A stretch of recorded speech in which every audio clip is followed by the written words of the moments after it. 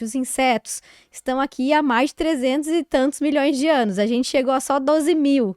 Então, eles são muito mais espertos que a gente, né? Eles gostam da coisa boa também. Que às vezes tu esquece de olhar para o que o produtor, para a dor do produtor, e acaba resolvendo uma dor que pode ser importante, mas do ponto de vista de ciência para a ciência. Ah, mas aquela planta, aquele híbrido que é mais verde, parece que tem mais praga.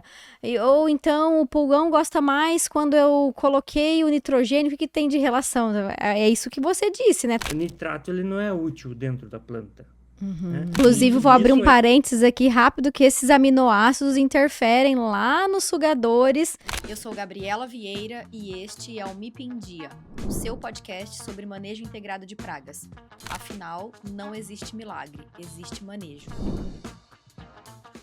Olá, pessoal, sejam muito bem-vindos a mais um episódio do MIP em Dia, começando aqui com bastante conteúdo de qualidade para vocês, como sempre. E eu gostaria só de dar uma pausa antes de começarmos de fato o episódio. Você aí que está nos ouvindo, já está inscrito nos canais do YouTube, Instagram, nos acompanha no LinkedIn. Se você ainda não faz isso, no Spotify também, dá um pause agora. Vai lá, deixa o seu like, comece a seguir a gente. É bastante importante para que os algoritmos por aí entendam que a mensagem que a gente passa aqui no podcast é uma boa mensagem e merece aí alcançar outras pessoas. E eu aproveito também para agradecer os patrocinadores deste episódio que estão aqui com a gente. A Agribela Pesquisa e Desenvolvimento em Tecnologias Biológicas, uma empresa que desenvolve diversas ferramentas para o monitoramento de pragas, entre outras, e também a Biosfera Consultoria, que trabalha na consultoria de produtores, engenheiros agrônomos, especificamente ali na região de Curitiba, e de forma mais direcionada para a cultura de uvas, para viticultura. Então, para você que tem interesse nesse tipo de serviço, é só entrar em contato aí com a Biosfera. E vamos começar aqui o nosso episódio. Eu quero apresentar para vocês com muito carinho o nosso convidado que está aqui hoje, que é o Dr. Gessé Fink. Ele que é agrônomo, doutor em ciência de solo com foco em química e fertilidade do solo, pesquisador em qualidade do solo e nutrição de plantas, atualmente na CCGL, em Cruz Alta, no Rio Grande do Sul. Gessé, seja muito bem-vindo, muito obrigada pelo seu tempo, pela sua disponibilidade. Eu tenho certeza que vai ser um episódio enriquecedor. Olá, Gabriela. Poxa, é um prazer enorme estar contigo aqui, compartilhando algumas coisas com os teus ouvintes, e trazendo, como você falou, né, informação de qualidade que possa fazer a diferença para o produtor lá no campo. Acho que esse é o nosso lema e é isso que a gente vai trazer nesse momento. Perfeito. E até não está aqui, né, mas você também é produtor rural. Sou produtor rural. Bom, acho que eu posso dizer que eu sempre fui produtor rural, né? Desde que eu lembro, eu estive no meio da lavoura, né? A gente chama da roça, né? No meio da roça, capinando antes de existir os cultivares, né? Resistentes ao glifosato. Então a gente capinava muito, passava inseticida com os jatões, a gente falava o jatão. Não sei se você chegou a ver esse que é passar um inseticida na lavoura de soja, mas com aquele equipamento que é típico para utilizar em plantação de Citros, é esse? citros, isso, que ele tem um tubo para o lado, né? Sim. E aplicava na soja com ele. Aplicava na soja, então passava na beirada da lavoura, né? Contra o vento, assim, né? E daí aquilo lá descia, mais ou menos se calculava até onde ia e depois voltava pelo meio da lavoura jogando para o outro lado. Meu Deus. Participei um pouco dessas coisas, né? Muitas experiências. E eu acredito que isso contribua muito para sua atuação hoje, né, Gessé? Antes de você responder, calma. Vou pedir para você contar rapidamente a sua trajetória para que os nossos ouvintes entendam onde você está hoje e para que faça sentido toda a história. Bom, então eu saí de um município muito pequeno chamado Porto Lucena, que fica no noroeste do Rio Grande do Sul. O noroeste do Rio Grande do Sul é uma região bem desafiadora para o plantio, tem muitas estiagens e ela é muito quente no verão. Então, 20 milímetros chovendo em um local onde a temperatura é mais baixa, é melhor do que 20 milímetros chovendo em um local onde a temperatura é muito Com alta, né? certeza. Então, daquela situação ali, que estava dado no noroeste do Rio Grande do Sul, eu acabei fazendo agronomia na Universidade Federal de Santa Maria, e depois eu fiz o mestrado e doutorado na Universidade Federal do Rio Grande do Sul, né? Sempre dentro da parte de ciência do solo. Certo. O tema principal, a linha central, né, de pesquisa minha sempre foi mineralogia do solo, associado com a química do solo, né? Mais voltado para a química do que propriamente para mineralogia. Bem ali específico, técnico ali, né? Isso. Só que eu sempre tive uma percepção de que a química, a mineralogia propriamente, que são áreas um pouco mais teóricas, elas tinham que trazer respostas para o produtor. Então eu sempre procurei trazer um tema voltado para a fertilidade do solo, para casar com aquela química, com aquela mineralogia e poder resolver algumas dores dos produtores, né? Então a minha dissertação, a minha tese de doutorado foi nesse sentido, né? Entendi. E o quanto o fato de ser produtor rural contribuiu para isso? Eu acho que é justamente ver essa dor do produtor, né? Porque a gente sabe que quando a gente está no meio acadêmico, a gente acaba vivenciando uma demanda energética, né? Constante de tentar resolver algum problema através da ciência. O problema é que essa demanda energética te ocupa tanto que às vezes tu esquece de olhar para o que o produtor, para a dor do produtor, e acaba resolvendo uma dor que pode ser importante, mas do ponto de vista de ciência para a ciência. Exato, exatamente. Então, muitos resultados a gente diz, pai, qual é a aplicabilidade disso? Talvez naquele momento possa não existir aplicabilidade mesmo, né? Mas em algum momento aquilo vai ser uma ferramenta útil, aquele achado, aquela descoberta vai ser uma ferramenta útil para daí sim resolver uma dor do produtor. Então, Legal. Também um recado, né? Muitos dizem, é que só se faz coisa que não serve para nada. Mas sempre não se serve fez para isso, nada né? hoje, né? Como é que vai ser daqui a um tempo? Exatamente, né? Então, em algum momento ela vai ser útil aquela informação.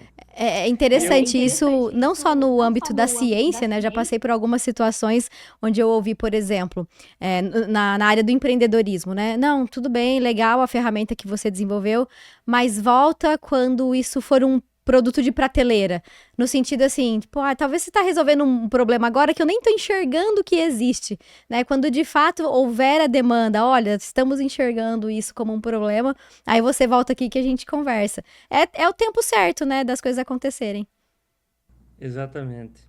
Então, eu acabei o mestrado, doutorado, né? Só continuando na história. Eu fiz um período fora do Brasil, o doutorado sanduíche. E quando eu voltei, eu fiz Onde foi esse período, Gessé? Na Espanha. Na Espanha. Tem dois pesquisadores lá que trabalham muito com a parte de mineralogia. E eu sempre fui para a linha do fósforo. Agora já voltando, já indo para a fertilidade, mas para a linha do fósforo. E a gente tem um problema no Brasil de deficiência de fósforo para as culturas, porque nós temos solos que tem bastante óxidos de ferro, que é a parte de mineralogia. Então, o fósforo, a química, digamos, e a mineralogia.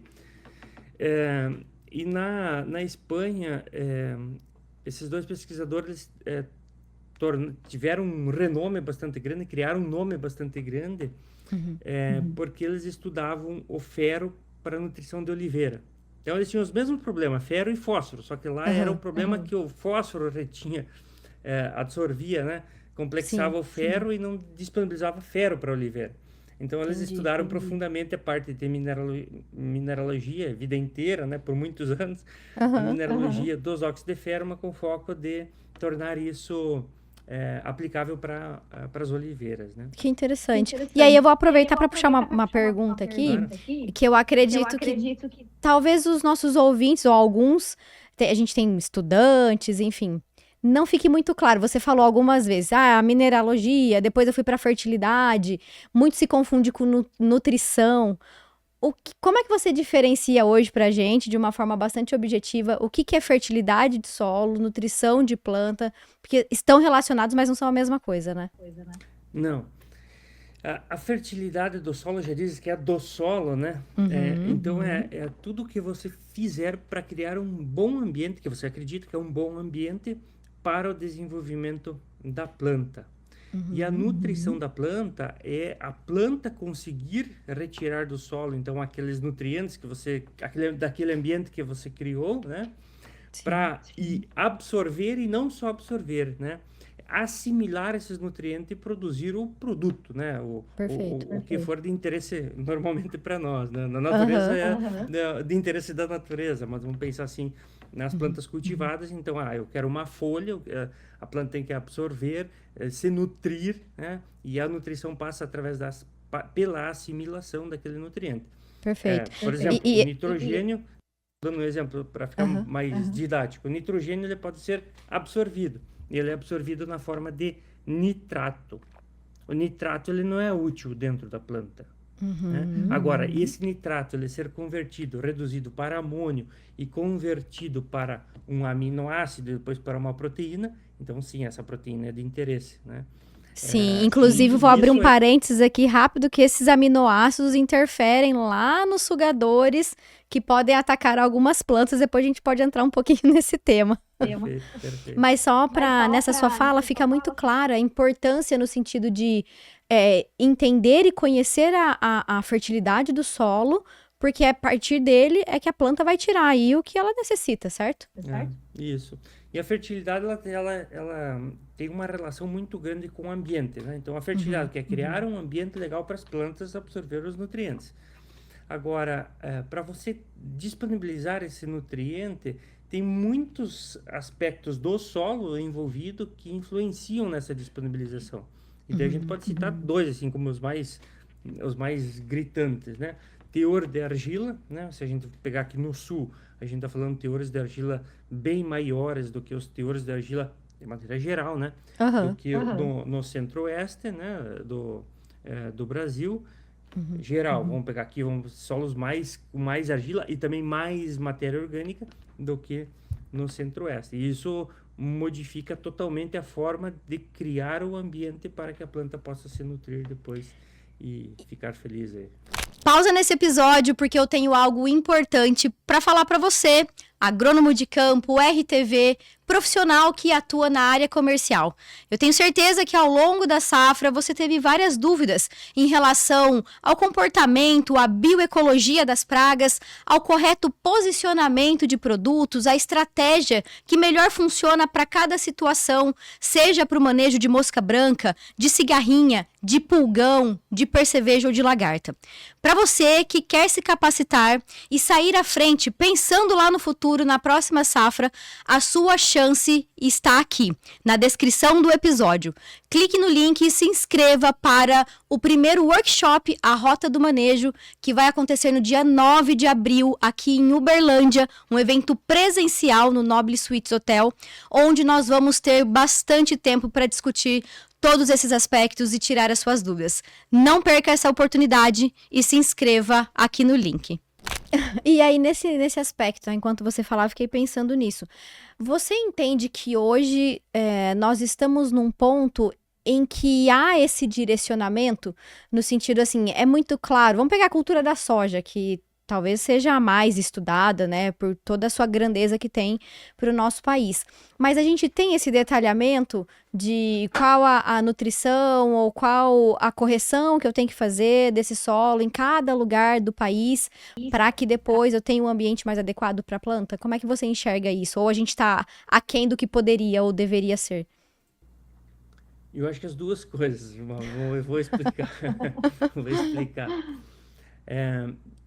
A ciência, a parte de pesquisa, ela mais ou menos não, ela está bem alinhada, ela está direcionada para como fazer uma correção, criar esse ambiente bom para as plantas, né? Agora, como eu disse naquele momento que às vezes a ciência, ela desenvolve ou procura resolver alguns problemas que não necessariamente é a dor do produtor, às vezes ela fica um pouco distante da realidade do que se faz no campo, né? Certo. Então vamos pegar assim um exemplo. Talvez a gente saiba mas a nossa linguagem não chega até o produtor, né? E às vezes não chega nem até o técnico de campo, né? E não é por má vontade de nenhum dos atores, é simplesmente porque não chega, é falta de Comunicação. comunicação, né? Então, a partir dessa história de que você tem a ferramenta, você entende, você sabe como é que mais ou menos se faz essa correção, se ajusta para as diferentes regiões do Brasil, para as diferentes condições de solo. Do outro lado está o produtor que às vezes acha que não tem um amparo disso. Então, você tem o conhecimento e não tem o amparo para o produtor. Falta E daí, juntar as duas coisas. isso. E daí começa, às vezes, você testar, o produtor começa, né, a testar coisas por conta, e ele acha alguma coisa que realmente resolve naquele momento para ele, e aquilo para ele passa a fazer sentido, ele começa a fazer. Não necessariamente isso que ele está fazendo é a forma mais sustentável, digamos assim, para o Sim, negócio dele, né? Tanto do ponto de vista econômico, quanto do ponto de vista social e ambiental. E ambiental. Isso. De fato, eu acho que não só no ponto ou em relação à fertilidade do solo, mas comunicação é um grande problema na agricultura de forma geral, né? E eu posso garantir que, assim como eu, você também se empenha muito em melhorar esse gap que a gente tem, nesse espaço entre o técnico, a ciência e o produtor, através das mais diversas ferramentas digitais que a gente tem aí, mas de fato é algo que pode melhorar e esperamos que melhore, né, nos próximos períodos. Precisamos melhorar, Gabriela. Eu acho que assim, a gente está num momento da agricultura que a gente precisa melhorar, principalmente porque as nossas margens de lucro, elas diminuíram bastante. Super apertadas.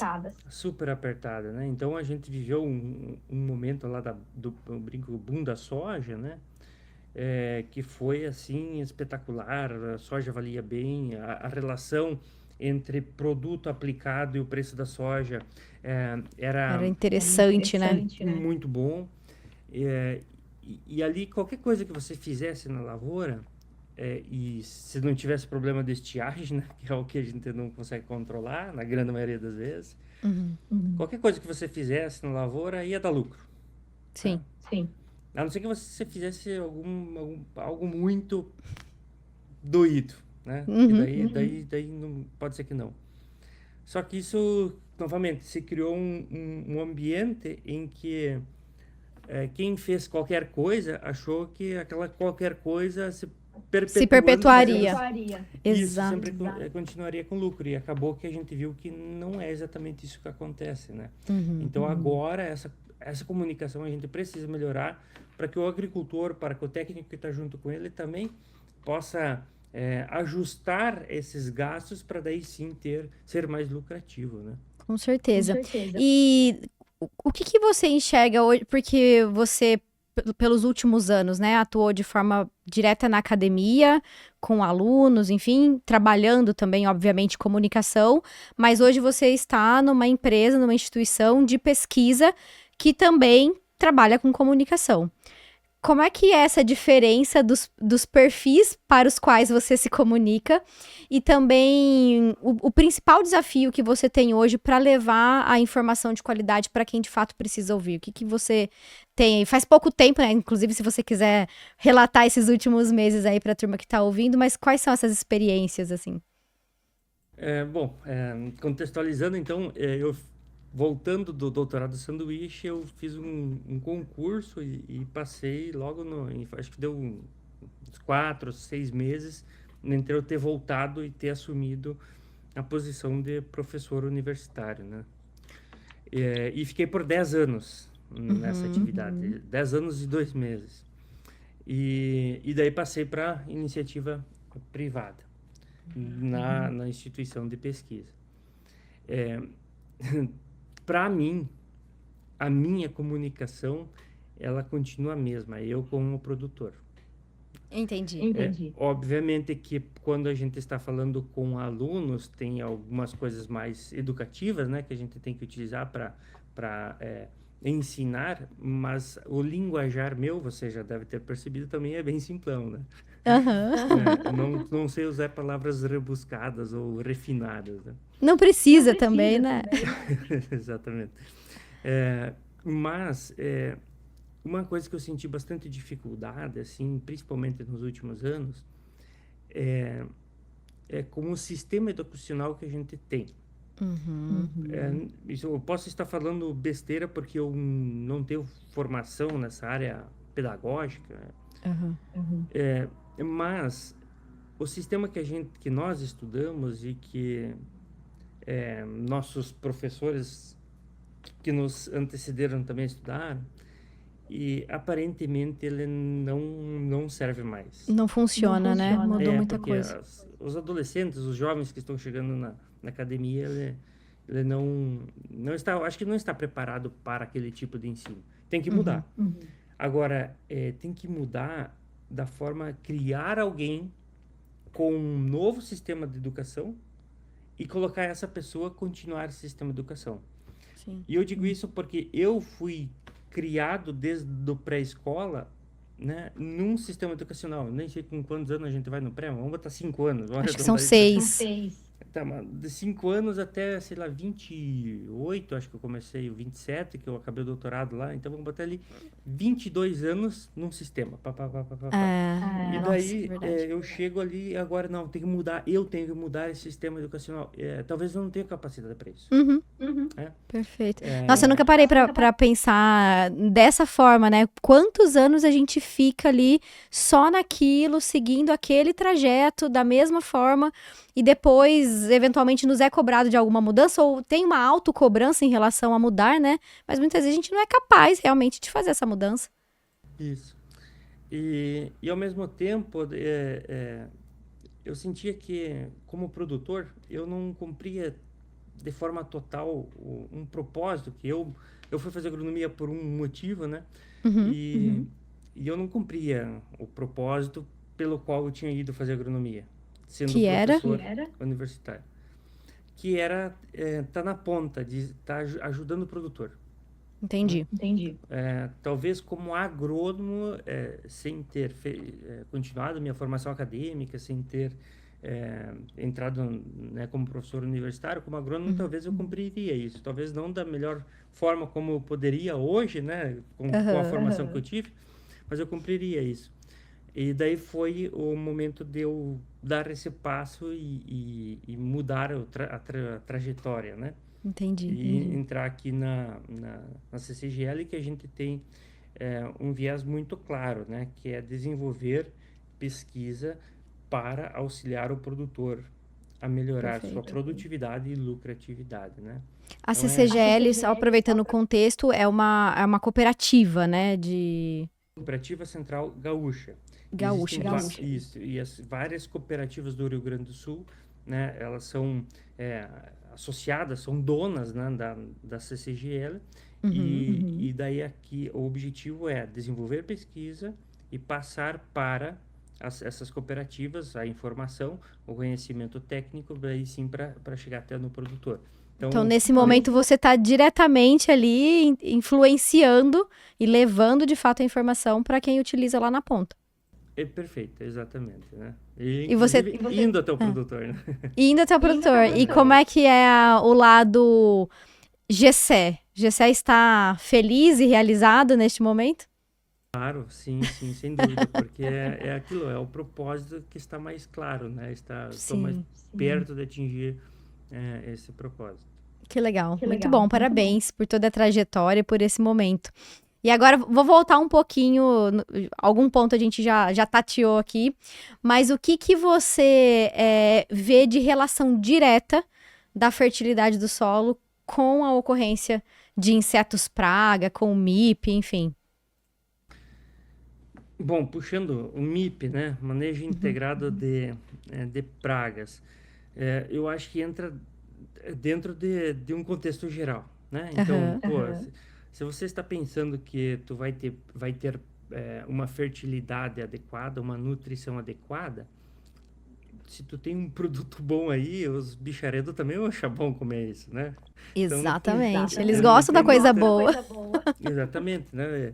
Uma alface toda bonita é melhor do que comer aquela alface feiona, né? Então, acho que os bichos também devem ter uma percepção assim. Mesmo porque Sim. aquela folha toda nutrida, né? Bonita, deve também ter alguns compostos, gostosa de comer, né? Deve ter compostos melhores ou mais palatáveis, não sei, me corrija. É Mais isso aí mesmo. palatáveis para os insetos do que propriamente uma folha, um produto desenvolvido numa condição de estresse, né? Perfeito. A gente escuta muito, principalmente em relação ao milho, né? Sempre que eu tô ali falando da cultura, alguém pergunta, né? Um produtor, um técnico de campo, mas aquela planta, aquele híbrido que é mais verde, parece que tem mais praga. Ou então o pulgão gosta mais quando eu coloquei o nitrogênio, o que tem de relação? É isso que você disse, né? Tá tudo relacionado. E os bichos, eu sempre falo, gente, os insetos estão aqui há mais de 300 e tantos milhões de anos. A gente chegou a só 12 mil. Então, eles são muito mais espertos que a gente, né? Eles gostam da coisa boa também. Exatamente. Então, criar esse ambiente fértil, né, e nutritivo para a planta, eu acho que é também favorecer o desenvolvimento de insetos. Agora, vai das estratégias que a gente pode utilizar para contornar esses problemas, né? Perfeito. E daí, vamos lá, vamos para a soja, né? Daí tem cultivares que tem algum tipo de proteína lá que os bichos Transgenia, né? e transgenia que os bichos vão ter uma má digestão, digamos assim. Isso, comeu aquela feijoada e não consegue mais fazer nada. Exatamente, né? Entra imagino que também dentro do MIP, né? Por favor, me fala que eu também vou aprendendo. Imagina. O planejamento, data de semeadura, por exemplo, né? Tudo. Enfim, A gente tem essa questão de data de semeadura é muito interessante. Até essa safra que a gente está terminando agora, março, é uma safra que a gente teve em várias regiões o deslocamento da semeadura por questões ambientais, né? Chuva, mais especificamente. E quando a gente desloca a semeadura, essa janela ali no tempo, acaba que a gente fica mais favorável à ocorrência de determinadas pragas que vão chegando ali mais no final do ciclo. Até doenças também, ferrugem, por exemplo. Então, tá tudo muito relacionado.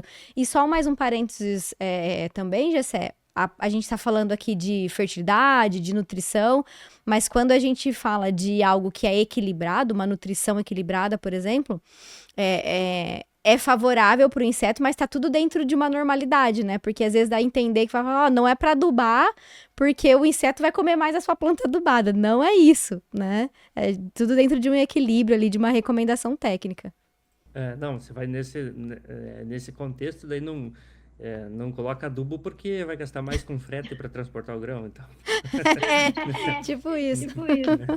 Exatamente. Mas eu acho que assim, até de curiosidade, Gabriela, a gente podendo puxar, eu tenho assim duas situações que eu consigo relacionar mais com a entomologia dentro da fertilidade. Uma a gente já até comentou antes, e você puxou de novo, que é o pulgão e o nitrogênio, e o outro que é a lagarta com silício. Interessante. Ele não falou exatamente qual é o tipo de lagarta, né? Sim. Mas é aquilo, então tem um solo fértil, tu tem condições para a planta absorver, como nitrogênio, né? Ou culturas que tem uma demanda maior de nitrogênio, como milho, aliás, de aplicação de nitrogênio, né? Como milho, como trigo aqui no sul, bastante, né? E muito tem relação do nitrogênio no trigo com o pulgão, né? E principalmente com as condições ambientais, né? Então, tá tudo relacionado. Exatamente. São muitos fatores que você tem que ir casando, né? Sim, até essa questão da lagarta que você comentou do silício é bem legal. E tem, assim, estudos de muito tempo, né? Muitos anos até trazendo essa relação. Mas é mais algo que é físico, por um lado, no sentido de desgastar a mandíbula da lagarta que está se alimentando, né? Por conta de um espessamento, vamos dizer assim. Não sei se é uma lignificação, talvez não. Isso, talvez você possa me falar melhor. Mas estruturalmente a planta fica ali mais resistente fisicamente à alimentação da lagarta. Da célula da folha, né, ela fica mais endurecida, mais enrijecida, Isso, realmente. exatamente. E o silício tem essa abrasividade, né, que ali vai ter um óxido de silício, alguma coisa vai ter precipitado no meio da parede. E por curiosidade, no sul do Brasil tem uma região que faz extração de carvão mineral. Uhum. E eu agora tenho que até lembrar a história, mas essa indústria que faz a extração de carvão mineral, ela queima alguma coisa, provavelmente o carvão, alguma coisa assim, eu não sei exatamente o que ela faz, e expelia, na década de 90, uma Cinzas. cinza, e essa cinza era rica em silício, e era depositada em pastagens de bovinos, né?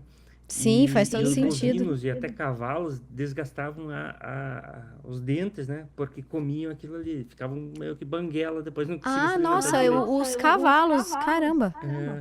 Cavalo Que interessante. e o próprio gado, né? Que pastejava. Quando você falou, eu me lembrei porque quando a gente vai estudar a história, vamos dizer assim, lá nas antiguidades, como é que o pessoal fazia a proteção daqueles, tipo, feijão guardava em garrafa PET. O que colocava ali dentro? Cinzas, né, para proteger do ataque de pragas de grãos armazenados, vamos, né, colocar de forma geral. E vem cá, agora eu vou tirar uma dúvida. A minha avó, ela espalhava, eu não sei como é que é o nome do inseto científico, né? O nome científico do inseto, mas a gente chamava burinho. Sim, é um coleóptero. E ele tem cara mesmo. Mas ele é um coleóptero um pouco diferente daí. Provavelmente, posso estar enganada, mas é de um gênero chamado Acanthocélides, não tenho certeza, posso confirmar depois. E pessoal que está assistindo, vou deixar na descrição do episódio a forma correta, mas o burrinho é um coleóptero. A minha avó dizia que você botava cinza do fogão a lenha, você espalhava na horta lá, eu não sei se repelia ou não dava burrinho. Né? O que acontece? Não é uma repelência, mas ainda hoje a gente tem algumas ferramentas que são utilizadas mais em áreas de grãos armazenados, assim, que no final das contas é como se fosse uma lixa, terra de diatomácea, não sei se você já ouviu falar.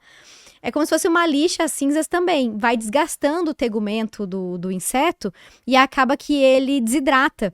Então, esse é o objetivo, né? Ele vai passando ali, vai se locomovendo, ele vai ficando com o tegumento desgastado, aquela camada de proteção em relação à evaporação, à perda de água, se perde e o inseto acaba morrendo. Então, é uma coisa bem física mesmo, a questão das cinzas, né? Além, obviamente, do que a gente já comentou da alimentação de lagartas, por exemplo, que acabam tendo o seu aparelho bucal desgastado.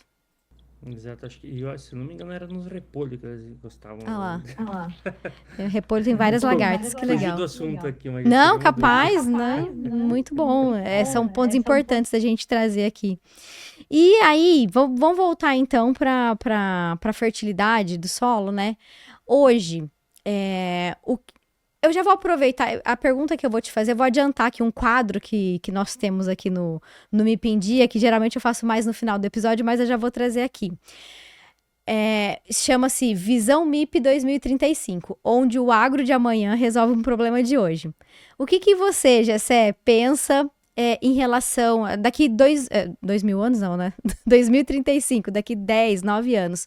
O que você espera que esteja resolvido de problema que a gente tem hoje em relação à fertilidade do solo?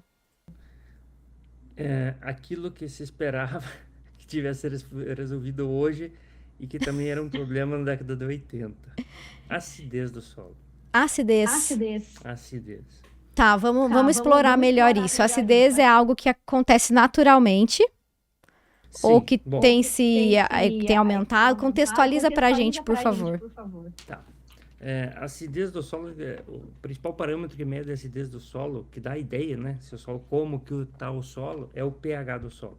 Né? Então, existem duas formas de determinar pH no Brasil, que se utiliza, né, mais rotineiramente. Existem três, mas que são para a parte de fertilidade mais normal, são duas. Que um é o pH do solo em água, que tu mistura solo e água e mede o pH. E o pH do solo em cloreto de cálcio, que tu mistura o cloreto de cálcio e lê o pH. O pH em cloreto de cálcio, de maneira geral, ele é meia unidade menor que o pH em água. Por que eu estou dizendo isso? Porque a gente considera um solo ácido a partir do momento que ele começa a apresentar alumínio. O alumínio aparece no solo de uma forma tóxica para a planta. O alumínio sempre vai estar lá, né? Mas ele é tóxico para a planta a partir de um pH em água menor que 5,5 ou pH em cloreto de cálcio menor que 5. Tá? Certo. E isso, para a gente resolver esse problema, temos que colocar corretivo. Né? Quais são os corretivos de acidez do solo que a gente tem? Que é os mais comuns, calcário, né? Que é carbonato de cálcio. Daí existem os óxidos de cálcio e magnésio, né? O carbonato também é de cálcio ou magnésio, o óxido de cálcio ou magnésio. Em Minas Gerais se utiliza também as escoras de siderurgia, que é silicato de cálcio, também tem um pouco de magnésio. Mas são formas de a gente corrigir a acidez do solo. E a gente precisa colocar uma dose adequada para o pH subir e neutralizar o alumínio. Essa foi a primeira escada, digamos assim, da agricultura para poder produzir mais. Certo. O Mato Grosso só existe, toda a Bahia, a agricultura só continuou existindo e se tornou produtiva como ela é porque a gente teve que subir esse degrau que era corrigir a acidez. Que foi lá ali na década de 50, 60, chamada Revolução Verde, né? E tudo aquilo que a gente teve de desenvolvimento para permitir. Até mais para cá, mais recente ainda, né? E daí sim se conheceu e se passou a utilizar de forma mais intensa. Agora, pensando no sul do Brasil, quando se abria matos para fazer lavoura, a gente tinha altos teores de matéria orgânica ali. Eles davam uma mascarada no alumínio, a planta não via o alumínio quando ele está no meio da matéria orgânica, né? Ele está complexado com a matéria orgânica. E se desenvolvia bem. Então, o que é que se imaginava? Que eu não preciso de calcário, tanto calcário assim, para corrigir a acidez, né? Só que, quando a gente converte uma floresta, um campo nativo para lavoura, e naquela época se fazia para preparo convencional de solo, a matéria orgânica baixava muito o teor. E aí a planta começava a enxergar o alumínio. Só que nos primeiros anos não enxerga. Né? Ou enxerga menos, uma menor quantidade. Sim. Menor concentração. Bom, e isso fez com que, ao longo do tempo, as pessoas usavam uma vez calcário e imaginavam que estava resolvido. Só que existe o processo de reacidificação do solo, que é natural. Então, pensa, eu quero produzir 100 sacos de soja por hectare. Se eu produzir 100, ela vai acidificar mais do que se eu produzir 50. Se chover para eu produzir 100, a chuva vai acidificar mais do que se choveu para produzir 50.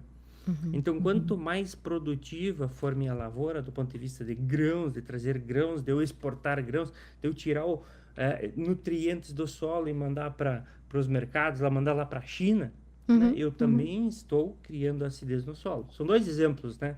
E outro também é justamente no nitrogenado e o pulgão lá que a gente falou. Sim. Mas são dois exemplos. Então, o que eu espero para 2035 é que o agricultor e o técnico que acompanha o agricultor possa ter em mente e ser assertivo na correção da acidez do solo para propiciar, aumentar ou estabilizar o potencial produtivo. E o estabilizar vem muito em criar um perfil de solo, uma profundidade de solo mais corrigido, para que a planta possa crescer mais raízes e principalmente explorar mais água quando a gente tem momentos de estiagem. Sensacional, que aula, olha só, muito bom. Então, vamos fazer aqui um estudo de caso. Eu sou um produtor, estou escutando esse episódio, Me Pendia, e eu não tenho certeza se eu estou fazendo o correto. Qual que é o passo a passo para que eu chegue nessa solução, nessa estabilização que você está comentando em relação ao pH, enfim, tudo que diz respeito ao solo? Primeiro passo, o que acontece se você sentisse um mal-estar hoje, Gabriela? O que tu vai fazer amanhã? Eu vou ao médico, né? Vai ao médico. Daí o médico vai chegar e vai dizer, ô, Gabriela, toma esse remédio aqui. Vai fazer toda uma anamnese, né? Uma investigação. É uma investigação. E pro solo não é diferente. Então, a gente precisa, a primeira coisa é uma análise de solo. Mas não uma análise de solo com solo coletado de maneira simples. O que eu quero dizer com simples? Vai lá dar uma pasada no chão e deu. Entendi. Tem que ser bem estruturada essa amostra, né? A amostra tem que ser bem estruturada, bem construída, bem elaborada, para a gente poder ter um laudo de análise de solo que reflita a fertilidade daquela lavoura. Porque senão se eu fizer de qualquer forma, o laudo de análise de solo não vai refletir a qualidade do solo. E daí a tomada de decisão que eu vou ter em cima daquele laudo não vai ser para minha lavoura, vai ser para qualquer coisa. É a mesma coisa de que o médico pedir para você fazer um exame, e dizer, tu tem que ficar em jejum, não sei quantas horas, lá 12 horas, e lá coletar sangue para fazer o exame. E você vai lá e come um costelão 12 horas, lá pelas 10 ou 11 horas da noite. E vai no outro dia fazer, não vai dar certo, né? Não vai funcionar, né? O exame não vai refletir a tua saúde. Então, aqui a gente precisa que aquilo que a gente faça de exame, no caso do solo, reflita a saúde, a fertilidade do solo. E ainda mais em camadas mais profundas. Então, vamos pegar assim, ó, a grande maioria, né, no Brasil se faz uma análise da camada 0 a 20 centímetros de profundidade. E só que 0 a 20 centímetros de profundidade, quando a gente sofre com estiagens, não é o suficiente para a planta absorver água. Então, a gente precisa de profundidade maior, 0 a 40 centímetros. Então, 0 a 40, 0 a 20 e de 20 a 40. Estratificar, separar essas duas camadas para fazer duas análises, e daí nós temos doses diferentes para corrigir essa camada e corrigir a camada de 20 a 40. E daí, sim, Até porque essa diferença, né, serve para que você... É tipo uma régua, né? Ou então para tomar a decisão em relação ao que fazer. Bom, se eu tenho essa situação na primeira camada e essa ali na segunda, o que eu vou fazer pensando em melhorar a segunda daqui a um tempo, não é isso? Perfeito. É isso aí. Então, a gente precisa dessa camada mais profunda para a gente não ter problemas com acidez nessa camada, e isso nos traz mais estabilidade produtiva. Ou seja, o ano de seca, vou perder, mas vou perder menos do que se eu não tivesse corrigido aquela camada mais profunda, que eu teria perdas. Então, a oscilação fica maior do que eu ter sempre uma perda, um ganho, uma perda, um ganho. Fica mais estável a sua produtividade. Eu acho que é o que todo produtor quer, né? Estabilidade, com certeza. Muito bom. Não adianta produzir o máximo ali num ano e depois a gente ter aquele vale, né? O importante é que se mantenha, de certa forma, um equilíbrio. E tem um terceiro passo ou são esses dois os principais? Primeiro, análise de solo, né? E daí, sim, a interpretação dessa análise. Essa interpretação, ela também exige um conhecimento mais aprofundado. A gente chama de interpretação de forma bem superficial, que é olhar uma tabela, né? Olhar uma tabela e dizer se está ácido, se está bom, se precisa de calagem. Ou seja, essa interpretação me diz, eu preciso ou não preciso fazer uma correção.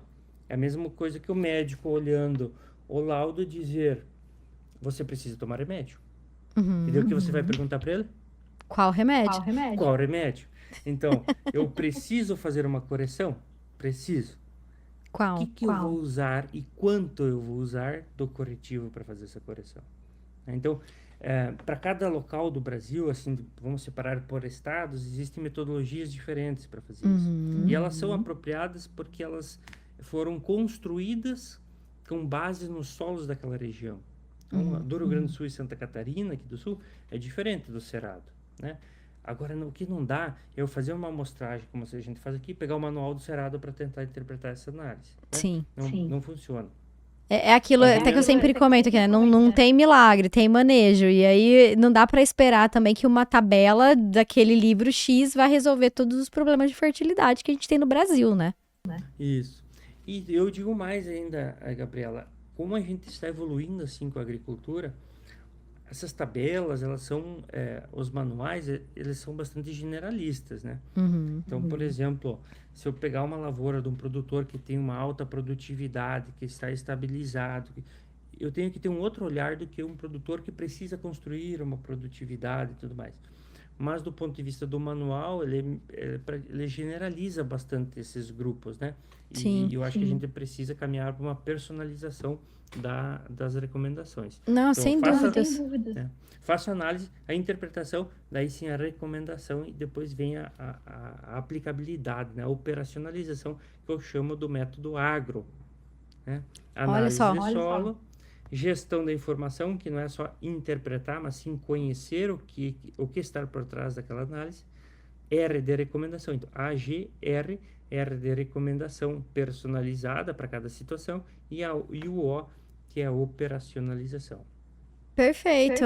Eu adoro essas siglas, né, que a gente fala, porque deixa muito mais visível e palpável para quem está escutando. Então, método agro, vamos repetir. A de análise, G de gestão, análise só de qualidade, não é qualquer tipo de análise. Exato. G de gestão dessas informações, certo? Que daí a gente engloba a interpretação e o conhecimento por trás daquilo. Perfeito. O R de recomendação? Recomendação personalizada. Personalizada. E não é por qualquer tipo de profissional. Tem que ser um profissional de qualidade, certo? Isso. E o O de operacionalização. operacionalização. Como que eu vou fazer para cada situação para aplicar de uma forma mais efetiva todos os corretivos que são indicados para corrigir o solo. Sensacional, gostei muito. Anotem aí, gente, ó, vocês que estão ouvindo, já faz aí, ó, uma letra por linha do caderno e coloca lá cada um dos significados, que eu tenho certeza que em algum momento vocês vão se lembrar do GCE e desse método aí para seguir de uma forma mais adequada as melhores práticas, né, em relação à fertilidade do solo. Muito bom. Obrigada. E GCE, partindo aqui para o final do nosso episódio, já estamos há algum tempo conversando. O que você quer deixar de mensagem? Nós estamos num período, estamos terminando a safra, né, de soja. Já nas regiões que plantam milho, o milho já está todo no campo. Nós temos áreas de produção de outras culturas, feijão, algodão, enfim. E daqui a um pouco, 6 meses, nós começaremos novamente com a cultura da soja. O que você pode deixar de recado para os produtores? O que eles podem pensar em fazer nesse meio tempo aí? Começando pelo A do seu do método, né? É um bom momento para começar as análises? Isso. Bom, é o momento possível, na verdade, né? Porque, vamos pensar, se for cerrado, tirando o milho, é o momento que dá para entrar a fazer análise, depois não tem mais tempo. Não tem mais o que fazer. Isso, mas ao mesmo tempo, a gente pode ter a percepção que já é tarde. Por quê? Vamos lá. Quem vai trabalhar com corretivo já está planejando, comprando, encomendando, negociando. Só que está fazendo isso sem ainda ter análise. Então, a Gabriela foi na farmácia antes de ir no médico. Meu Deus. Não sabe nem se tem a doença. Mas vamos supor que precise, né? Precise o corretivo, mas também não se sabe a dose. Então, eu acho que assim, para tornar essa agricultura mais sustentável, principalmente economicamente, a gente precisa aplicar o corretivo com base no resultado da análise. Então, tudo bem, negociei o corretivo, estou com o valor, estou com o corretivo, mas eu vou fazer a análise de solo e vou verificar, eu comprei 5 toneladas por hectare, mas estou precisando de 4, com as características do meu corretivo, eu vou precisar aplicar 4 toneladas. Então, eu aplico 4. Não aplique 5. Vai fazer mal se aplicar 5? Não vai fazer mal se aplicar 5. Pode fazer mal no bolso. Sim, e não vai ser aproveitado da melhor forma possível, pensando num custo-benefício, né? Em todos os aspectos que não só ali a fertilidade do solo propriamente dita. Isso. E daí, se a gente for olhar para o outro ponto de vista também, uma agricultura de precisão, ela também tem é uma ferramenta bastante interessante para a gente poder alocar melhor essas doses. Às vezes, num lugar da lavoura precisa 4, no outro lugar precisa 8, sei lá, né? Ou a mesma coisa, a Gabriela foi na farmácia e comprou uma caixinha de remédio, e o médico depois disse, ó, tem que tomar 2 caixinhas de remédio. Então, nós precisamos adequar essas doses para não perder tempo. Eu digo isso, não perder tempo, porque se eu botar, por exemplo, metade da dose que eu deveria aplicar, eu vou gastar um operacional lá na lavoura, vou perder o tempo que eu estou tendo lá e chegar lá no final da safra e não vou tirar o retorno que eu deveria retirar, Sim, né? Então, precisamos ajustar tudo. Nesse momento, sim, o principal é fazer a análise de solo. Agora tira no milho, agora não vai fazer mais nada no meio do milho, né? Mas se fosse possível, né? Se fosse possível, o interessante seria fazer a análise de solo antes do milho, para você ter a análise de solo e depois sim fazer a aplicação da correção. Entendi. Muitos vão escutar isso e vão dizer, pô, mas o milho também vai gerar acidez. Sim, eu posso considerar isso, eu posso considerar um monte de detalhe, mas de uma maneira geral, isso ia funcionar bem. Então, eu consigo alocar bem as minhas doses que eu devo aplicar na lavoura, né? Ótimo. E, ao mesmo tempo, junto nesse momento, não é só a parte de correção de acidez, a gente vai para o fósforo, vai para o potássio, que são momentos de entender como é que está a situação no solo e planejar. Principalmente para quem vai fazer também adubações de sistema, que eu vou colocar tudo lá, todo um monte de fertilizante lá na soja, ou pré-soja, né? E depois vou somente semear o grão, a semente, né? O grão não, é semear a semente. Isso tem que ser bem planejado, né? Sim. E muito se copia, né, Gabriela? Muitos fazem assim no Mato Grosso porque construíram um solo fértil e agora fazem assim. E no Sul, a gente não tem a construção na grande maioria das áreas não tem essa construção desse solo fértil. Entendi. Mas você quer copiar a forma de fazer, né? Vou fazer a lança, os corretivos, o fósforo, o potássio, e depois só vou botar a semente. Não vai funcionar. Não é né? bem assim, né? Não dá para fazer um Ctrl+C, Ctrl+V. A gente precisa entender e avaliar cada caso. Exatamente. Precisamos fazer isso para que a gente tenha maior retorno econômico. Excelente. E um ponto importante, sim, Gabriela, que antes eu usei uma palavra, né, sustentabilidade, a primeira vez que eu falei isso na sala de aula, um guri me olhou assim com os olhos assim, bicho, poxa, será que o professor vem com algum contexto diferente do que eles queriam escutar? E muitas pessoas não sabem, né, que a sustentabilidade é baseada em 3 pilares, né? Sim, O é um tripé. econômico, o ambiental e o social. O que é o econômico? Dá dinheiro para a tua atividade, né? O ambiental é o não agredir o ambiente, né? E o social, a função social da terra é produzir alimento. Então, se eu estou produzindo alimentos e não estou contaminando as coisas, eu estou cumprindo com a função social da terra. Perfeito. Mas quem mantém esse tripé de pé é o econômico. Então, a gente deve privilegiar também o econômico. Com certeza. Não estou dizendo que os outros não são importantes, mas se o econômico não for atingido, os outros dois não não param em pé.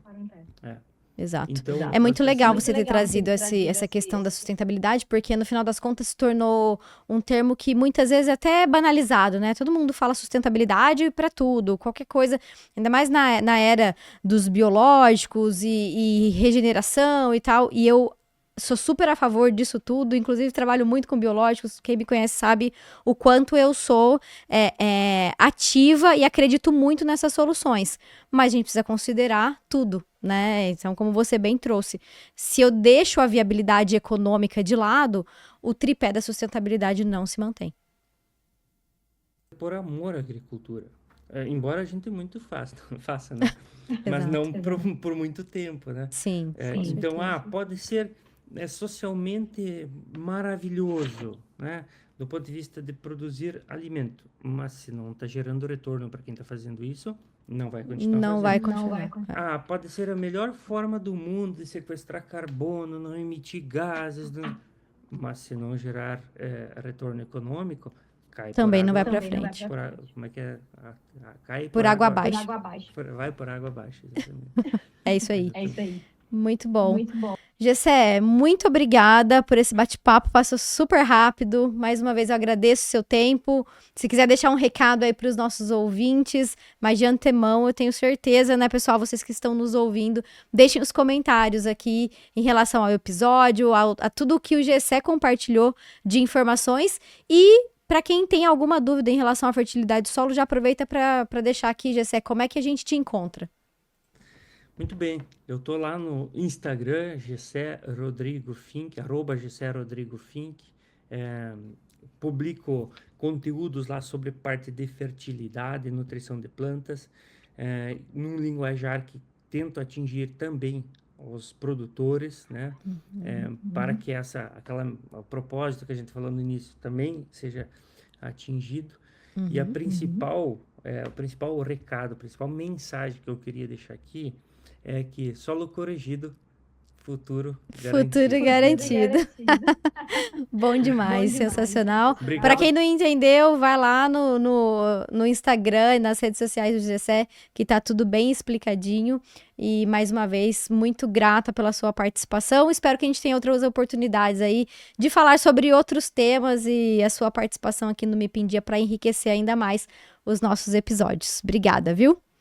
E para você que nos acompanhou até esse momento, que ficou aqui com a gente até o final, muito obrigada pela sua companhia. Mais uma vez eu peço que deixem as suas percepções, as suas dúvidas, inclusive, aqui nos comentários do episódio. E que, se você gostou, curta o episódio e compartilhe com aqueles colegas agrônomos ou de outras profissões que estão atuando no agro, para o seu colega estudante que ainda tem dúvida entre fertilidade solo, nutrição de plantas. Compartilha com ele esse episódio que com certeza vai valer a pena. E como sempre, até o próximo episódio. Eu sou Gabriela Vieira e este é o Me Pindia, o seu podcast sobre manejo integrado de pragas. Afinal, não existe milagre, existe manejo.